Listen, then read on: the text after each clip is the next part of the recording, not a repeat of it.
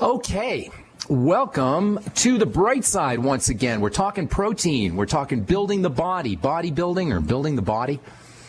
On our last program, we said protein is the hardware of the body. It's something in the body is moving, whether it's a molecule that's moving or a muscle that's moving. If something in the body is active, chances are you got a protein that's involved. Carbs and fats, the other two components of food, the other two components of the body don't move unless there's protein involved. Protein means action, molecule action as well as macro human being action. Movement is fueled by carbohydrates, by fats, and by sugars. Movement is electrically activated by carbohydrates, but the actual movers, the things that are moving in the body from every level, from the molecule level to the man level, the movement is about protein. These molecules that accomplish all of the movement in the body, these protein molecules come in three main types, as we left off on our program yesterday. There's three main functions, or three main types or categories of protein. You got protein hardware. Protein's all hardware, as opposed to information software that produces the hardware protein. There's three main types.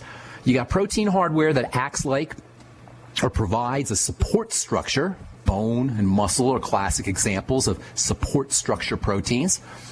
You got smaller structures inside of a cell, microscopic structures. These are also proteins. You actually have a cytoskeleton, a cell skeleton. How cool is that, guys? You have a skeleton inside of a cell, and remember, a cell is so tiny, it's invisible. You've got an invisible skeleton inside that cell, and that's made of protein. There's a second type of protein hardware that's involved in communication. The second type of hardware communicates messages or initiates some kind of chemical activity. This kind of protein hardware can be thought of as a key that opens up a lock, or maybe a key that turns on your car's ignition. Just like a key fits into your lock, or just like a key fits into the ignition port in your car, these types of proteins literally will fit into a microscopic opening in a cell, or sometimes they'll act like a modular piece and attach themselves to another chemical, activating it or turning it on. I love that visual. That's literally what happens. A protein will attach itself. You could think of it like a key going into a lock, or you could think of it like, it kind of reminds me of what happens in outer space with spaceships, how one part of a spaceship will dock onto another part. It's kind of a microscopic version inside the body of what proteins do to other chemicals. This is called activation. So you got the first two kinds of hardware proteins are the kind that provide bone structure or structure to the body, bone, muscle, that kind of thing. The second kind is an activating protein that acts like a key and turns things on. And then you got the third kind of hardware, the third kind of protein, and this is the most interesting and abundant and important of all proteins. These are proteins that act like matchmakers. These are proteins that help pull molecules together, pull chemicals together inside the body so that they can react with each other. It's kind of like a bunch of men and a bunch of women in a singles bar. The objective for single people, single men, single women in a singles bar is to get together, for guys to meet girls and for girls to meet guys, and for each to relate with each other. Now, this is going to happen in your singles bar. Say you got a bunch of men, a bunch of women, and it'll happen. The men will meet the women, or the women will meet the men. It'll eventually happen. That's just naturally, eventually these things occur. But it probably isn't going to happen all that fast. If you want to speed up the rate of guys meeting girls and girls meeting guys in a singles bar, you need matchmakers. Matchmakers pull men and women together so that they can meet and so that they can relate. They meet and they relate, whether there's a matchmaker or not, eventually, but with a matchmaker, the men and the women will meet much faster. Well, guess what? In the body, there are a lot of chemicals, and life is about these chemicals meeting. This is what we call chemistry. Meeting and relating in chemistry is called reactions. And just like in a singles bar, these chemicals will eventually get together and they'll eventually react. But if we could find a biochemical matchmaker that could pull these biochemicals together, just like a real matchmaker pulls single men and single women together in a singles bar, we could really facilitate these reactions, facilitate these relationships between the molecules. if we had a matchmaker molecule that could pull one molecule, one chemical together with another chemical, these reactions could occur much faster. Well, guess what? As it turns out, we do have biochemical matchmakers that pull everything together. And what's more, you have all heard of these biochemical matchmakers, except nobody's ever called them biochemical matchmakers. We have chemicals in our body that are responsible for all of the activity of our lives, all of the biochemical activity of our lives. These are biochemical matchmakers that pull everything together, and you know what they're called? They are called enzymes. That's what an enzyme is, folks. It's a biochemical matchmaker that pulls molecules together. You all heard of the term enzymes, but how many of you actually knew what an enzyme does? Now you know. An enzyme is a molecule. It's actually a protein that pulls molecules together in a matchmaker-like style so they can react more efficiently. In fact, without enzymes, reactions would maybe still happen, but they would happen so slowly that we would be dead. In fact, that's exactly what death is. Enzymes stop. We die. Enzymes are life. When enzymes stop, we die. It's as simple as that, folks. That's why I say enzymes are the most fundamental, basic chemicals in the body. Enzymes are matchmakers that pull things together. Enzymes are matchmakers that pull molecules together so they can react and so that we can be alive. And enzymes are nothing more, folks, than plain old protein. All right, got more to say when we come back from our break. I am Pharmacist Ben. You're listening to The Bright Side on the Genesis Communication Network. We're coming back at you right after this.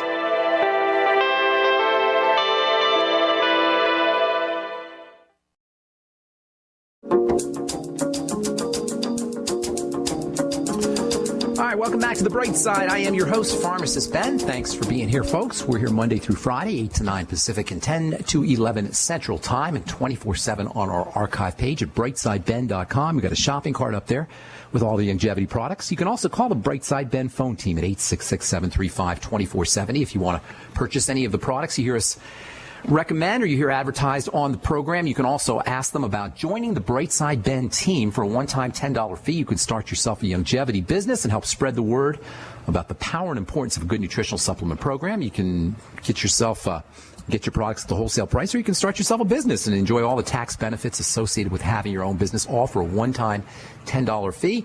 And the folks at 866-735-2470 can tell you all about it. You can also click on the Join the Team link on the upper left-hand corner of the page at brightsideben.com. All right, we'll take your phone calls here momentarily. Our phone number is today, and our phone number is always 855-660-4261. I'm going to be hosting the Dead Doctors Don't Lie program today. For you guys who listen to Dead Doctors Don't Lie, Doc is out of town, and they asked me to host, and I'm thrilled to do it. So if you want more good health information, tune in to Dead Doctors Don't Lie on your local station or on the internet today. I'll be doing it with Doug Winfrey.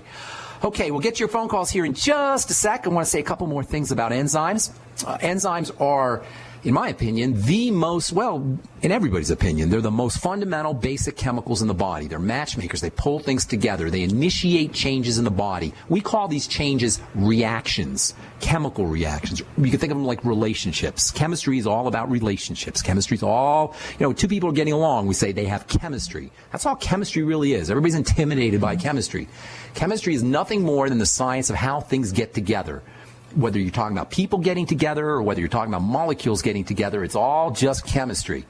And it isn't going to happen without matchmakers. In the body, it's not going to happen without enzymes. Enzymes are matchmaker proteins. They're the third kind of protein. You got structural proteins, you got information proteins, and you got enzyme proteins. You get the idea protein is important stuff. It is really, really important. The most important of all the biological food dietary molecules you could put in your body. And that's why it's so stupid, in my opinion, for people to say, you don't need a lot of protein. You don't need much protein. You're getting too much protein.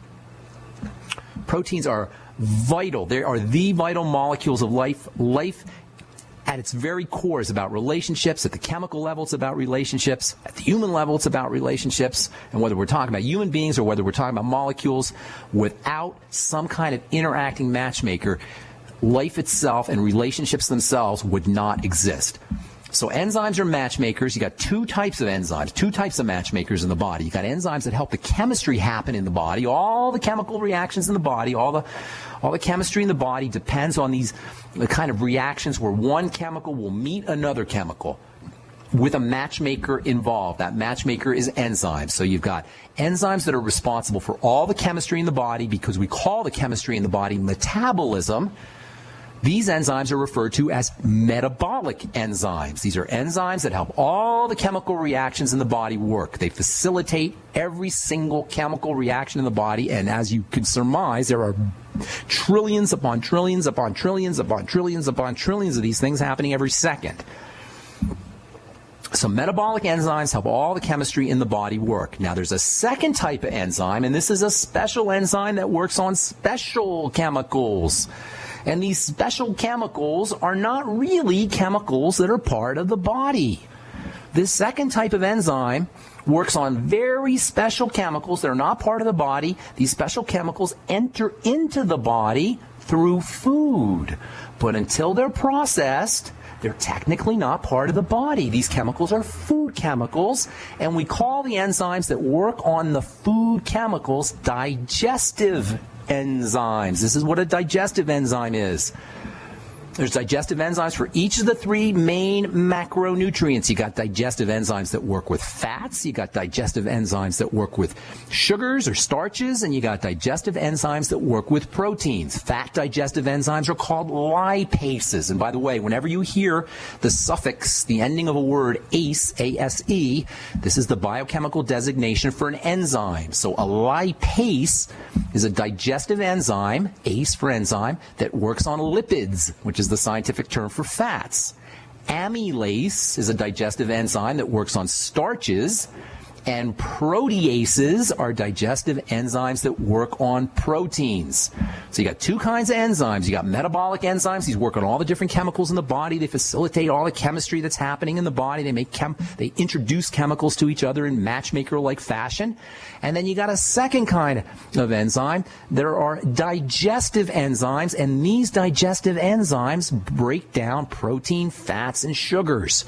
Amylase, lipase, and protease. Those are the two main kinds of enzymes. Food enzymes or digestive enzymes, and metabolic enzymes. This is going to be very important. In fact, when it comes to diseases, especially autoimmune diseases, folks, there's a huge, huge digestive enzyme component. The digestive process is very complex. The digestive process is very vulnerable. It's vulnerable to deficiencies. It's vulnerable to the wrong kinds of foods. It's vulnerable to mechanical breakdown in the processing equipment. The digestive enzyme, the digestive process is not only complex and vulnerable. To make matters worse, foods can be complex too, especially proteins. As we've said before, proteins are the most complex of all the food molecules. A typical food protein is a very complicated structure. It contains lots of working parts. It contains lots of complexity. And that's why breakdown of proteins in the digestive process, digestive breakdown of proteins, is something that cannot be taken for granted. Protein digestion requires many steps. Protein digestion requires many types of digesting chemicals and acids and enzymes, and everything has to work together. Protein digestion requires healthy organs that are involved in the digestive process. Protein digestion requires a healthy liver, a healthy gallbladder, a healthy stomach, a healthy pancreas, healthy intestines. All of this must be healthy if the digestive process is going to be able to turn our hamburger or our steak or our eggs or our whey or our fish or our milk or our broccoli or our apples into their constituent parts. And if our digestive process is going to be able to convert the proteins in these foods into proteins' basic building blocks, which are called amino acids. Lots of things have to go right for a protein to a food protein, whether it's in steak or whether it's an apple or broccoli or cauliflower or soy or whatever. Lots of things have to go right for that protein to get broken down into its amino acid building blocks. And the body can't use protein. It needs amino acids. It needs the building blocks. into the once a food gets broken down into through the digestive system, it has to be in its smallest units for the body to be able to use it. A protein must be converted into amino acids. And folks, if the digestive process is incomplete, if the digestive process is less than complete in any way or ineffective in any way, big problems can result. If our digestive process is impaired, especially as it, in any way, but especially as it involves protein, big problems are going to result because food is not going to get broken down into its protein foods are not going to get broken down into their constituent components, which are amino acids, which is how the body has to use protein. And big health challenges can result if there's problems at this level. And I'm Pharmacist Ben. We'll continue this discussion on our next Brightside episode. We're coming back with your phone calls right after this. Don't go away.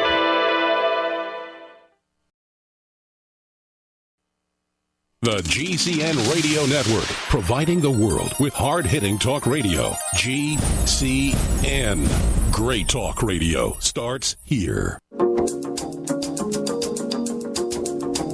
Hi, welcome back to The Bright Side. On our next episode, we will tell you about the autoimmune disease link to incomplete digestion of proteins. If you have MS or any kind of autoimmune disease, really whatever flavor autoimmune disease you have, Sjogren's syndrome, type 1 diabetes, whatever, you're going to want to hear about this very interesting connection between incomplete digestion of foods, especially proteins, and autoimmunity. We'll do that on our next Brightside episode as we continue talking about the stupendously important role that dietary protein plays in good health. We will do that on our next Brightside episode. Time to hit our phones. 855-660-4261 is our number. Welcome back, Gary, from New York. How you doing, We talked to you yesterday. We talked to you yesterday, right? Yes, sir. I'll try to keep it quick, but I need your help. Okay. Like I was saying, my best friend was feeling sick. He lost a lot of weight.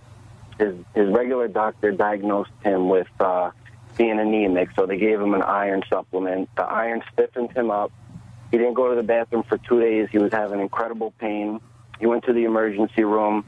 They thought it was appendicitis, which it wasn't. Then they did an MRI, and it ended up being a 3-pound tumor. It wasn't in his prostate. It was his large intestine. Oh, gosh.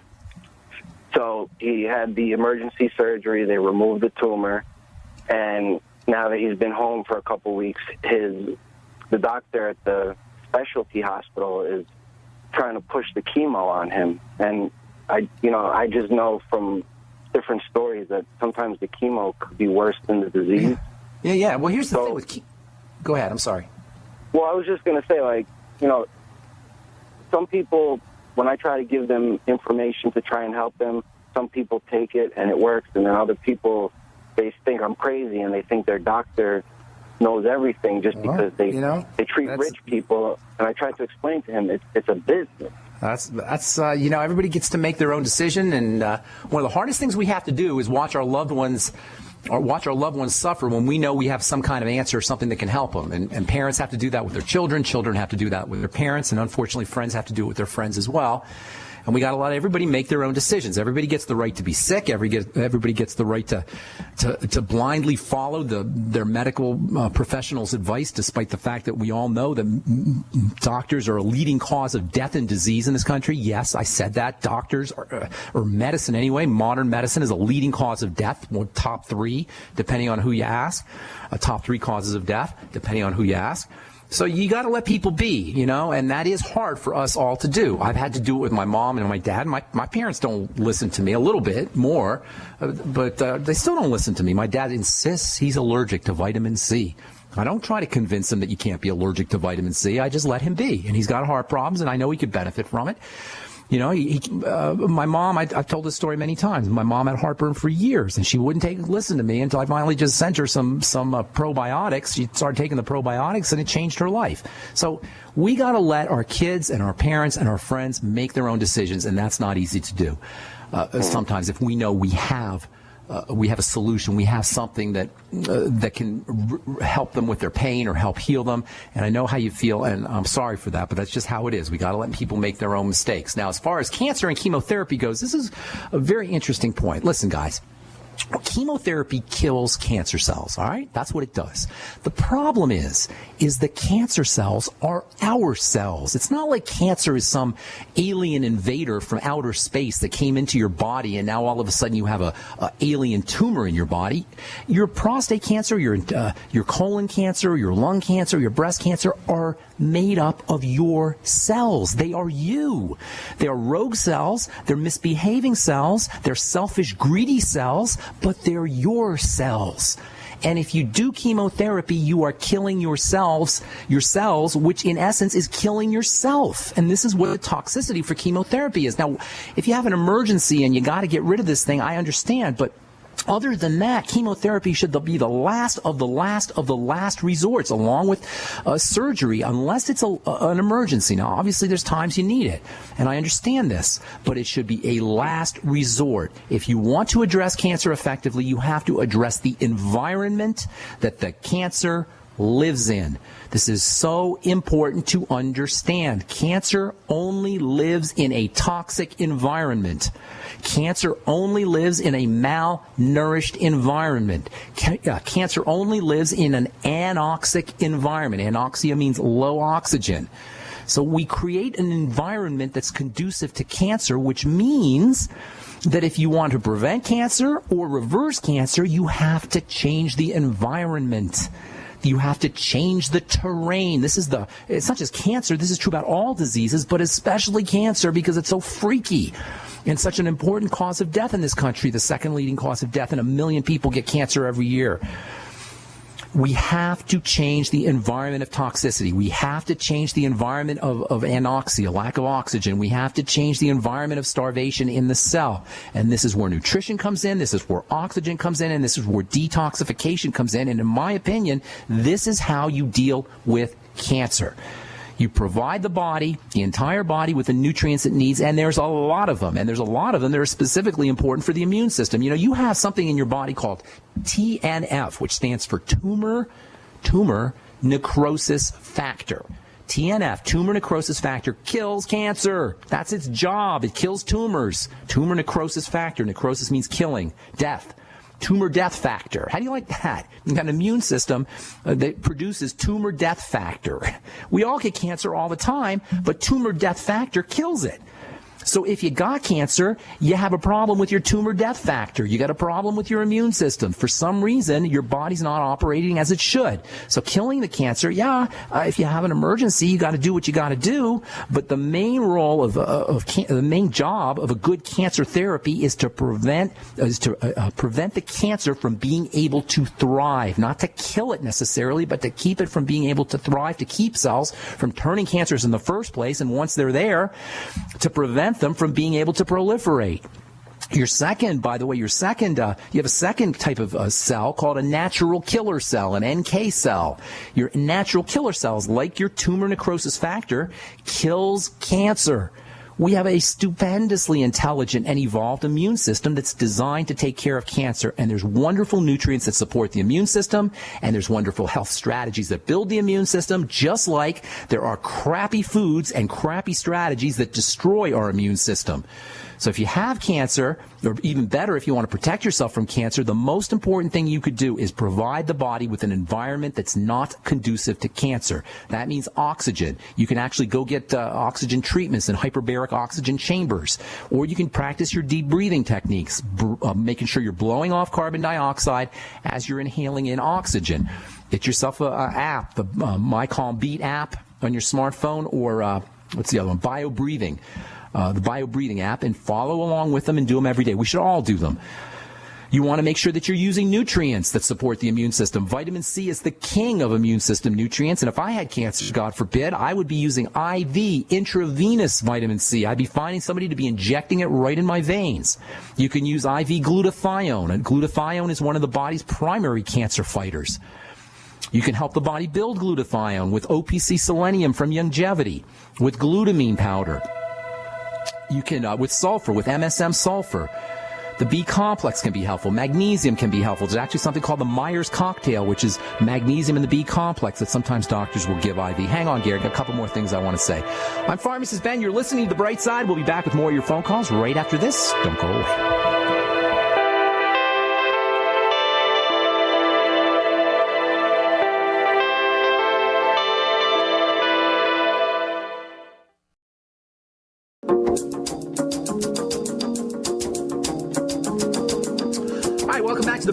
side, we got a full board. I'm going to try to get to everybody today. If I don't get to you, or if you've got some questions, I'm going to be doing the Dead Doctors Don't Lie program later today. So check out, look it up on the web and see where it's playing, or you can get it off the website as well. Just Google Dead Doctors Don't Lie, and you're welcome to call me. Give me a shout on the Dead Doctors Don't Lie program later this afternoon.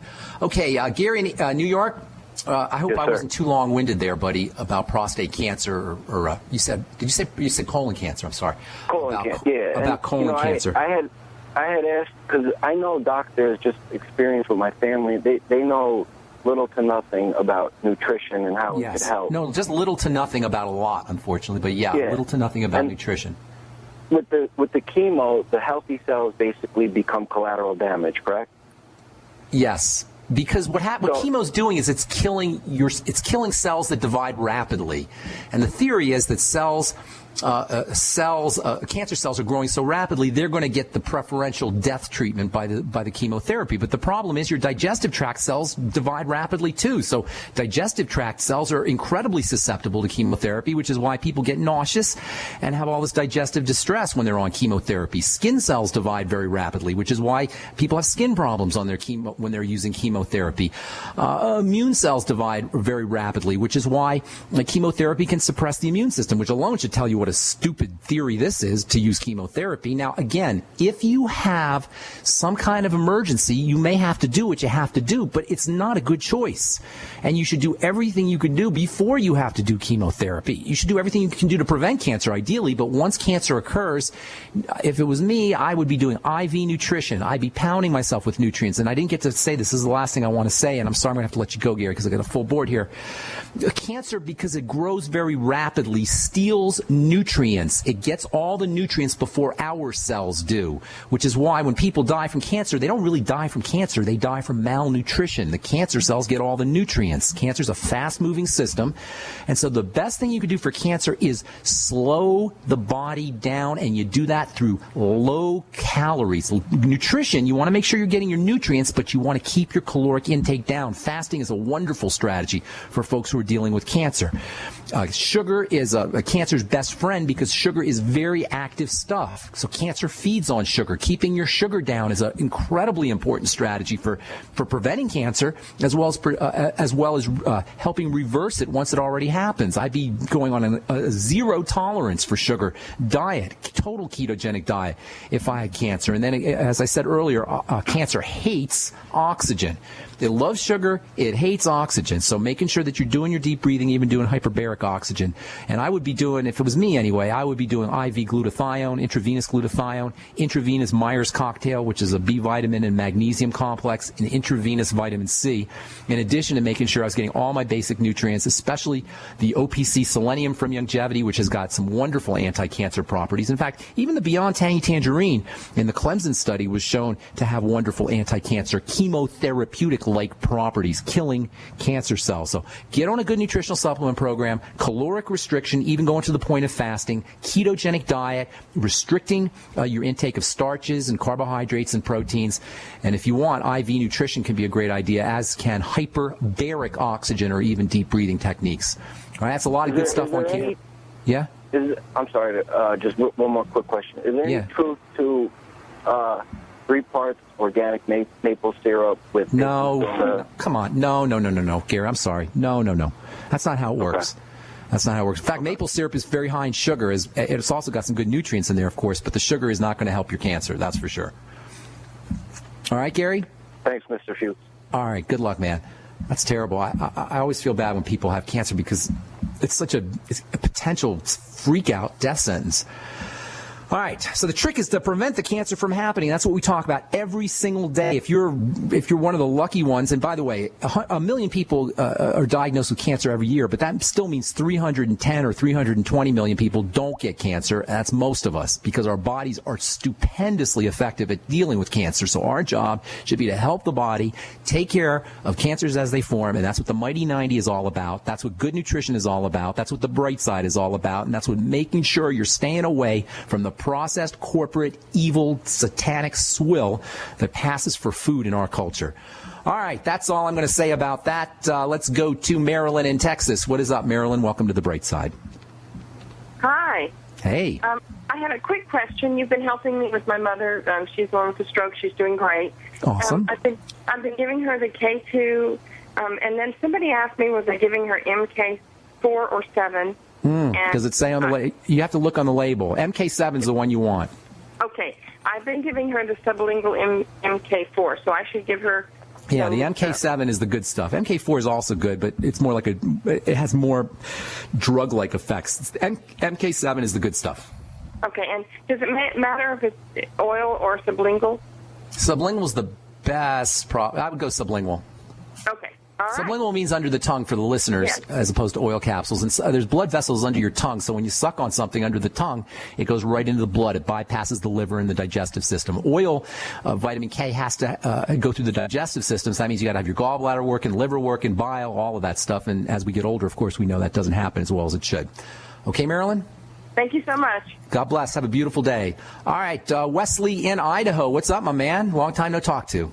Teaches Ben, the Campbell's China study. Also I hate that thing.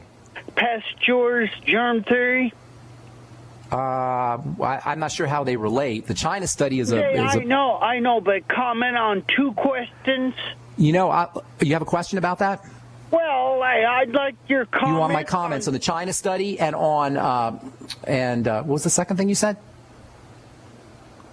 Hello, Wes? Hello, Louis Pasteur. Oh, yeah. Pasteur, that's the terrain thing that I was just talking about. Pasteur was the guy who came up with germ theory. And there was another guy named Beauchamp. And there was a big battle back in the 1900s between Louis Pasteur and Beauchamp. I forgot Beauchamp's first name. Claude, maybe.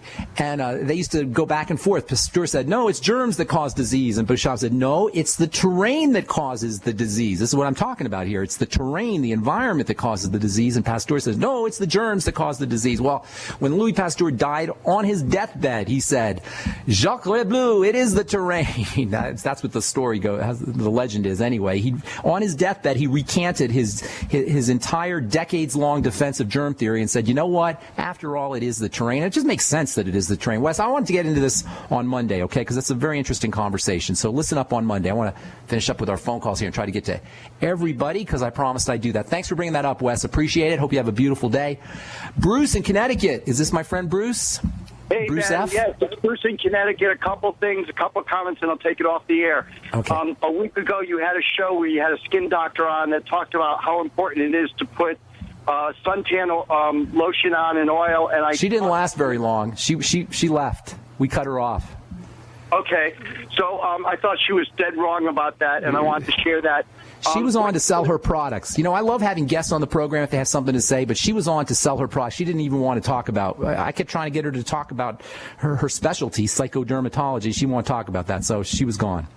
Okay, so thanks for following up on that. Your explanation of cancer was the best I've ever heard, and what I'd like to share with you and your listeners is in yoga there's a type of breathing called pranayama, which helps to oxidize the body very well. If your listeners can Google pranayama breathing, that would be something that would be worthwhile.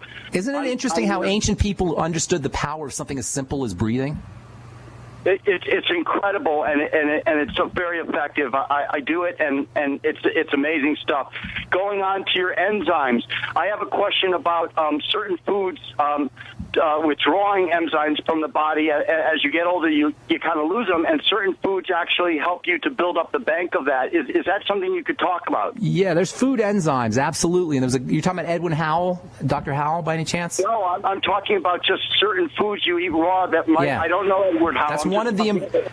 Yeah, Dr. Howell believed that you could actually cross over from food enzymes to metabolic enzymes, that your body could actually use food enzymes as metabolic enzymes. Now, clearly food enzymes are going to act like food enzymes. They're going to act like digestive enzymes. They're going to help you digest your food. This is why raw meat, everybody always talks about how human beings are supposed to eat meat, and that's true. But we're supposed to eat raw meat. We're not supposed to eat cooked meat, and if we eat cooked meat, it's not supposed to be super duper cooked because meat contains enzymes in it that help you digest the meat. And so food comes complete, whole, raw, unprocessed food comes complete with its own digestive enzymes. And so when you eat these raw foods, raw veggies or raw meat even, or even uncooked meat or raw eggs, you get the enzymes that pre-digest the food for you. And this is the importance of eating raw. This is the importance of eating unprocessed. This is the importance of eating whole. Now, there was a guy named Edward Howell, I believe his name was. He wrote some books back in the 1930s. I think I'm hearing the music there in the background. You know, that's it. That's all the time we have for the program. But Bruce, I'm gonna finish that up on our next program. I'll talk about enzymes, food enzymes, and Dr. Howell's work, and then we'll also talk a little bit about the battle between Beauchamp and Louis Pasteur back in the 1900s around germ theory. All right, that's all the time we have for today. Thanks so much for listening, folks. I'm Pharmacist Ben. Check out my blog, pharmacistben.com. We will talk to you on our next Bright Side episode. Take care.